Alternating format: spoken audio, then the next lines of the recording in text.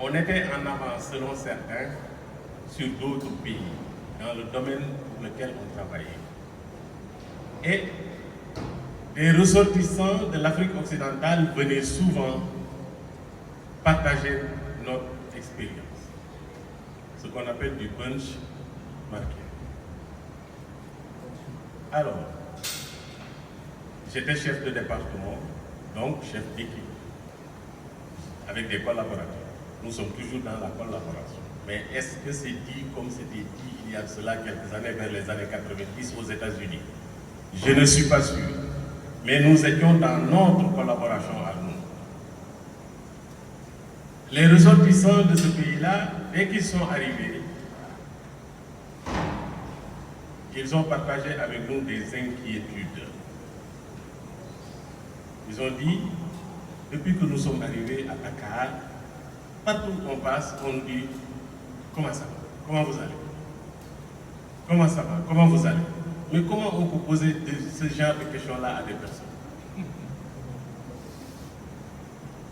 Ils en étaient frustrés. Frustrés. Parce que pour eux, dans leur pays, ce genre de questions, il n'y a que le médecin qui doit poser cette question à son patient. Est-ce qu'une telle question pourrait poser problème au Sénégal? Je ne le pense pas. Mais cette question-là, le fait de dire comment allez-vous, qui est tout à fait naturel chez nous, est source de frustration ailleurs et non loin de chez nous. La deuxième anecdote. On avait un professeur, quand on faisait la formation en management, qui partageait avec nous du vécu. Le professeur nous a dit qu'il y avait un jeune qui devait aller en mission d'affaires. Il était très très bien habillé, costume, cravate et tout ce qu'il faut, des chaussures bien cirées. C'était dans un pays étranger, mais loin de chez nous toujours.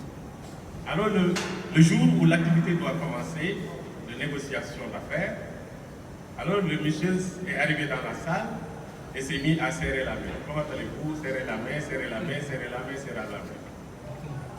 Alors le monsieur a raté sa mission pour avoir serré de cette façon-là la main.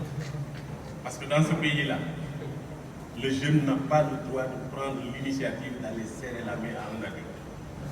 C'est l'adulte qui doit prendre l'initiative. Deuxième anecdote. Troisième anecdote.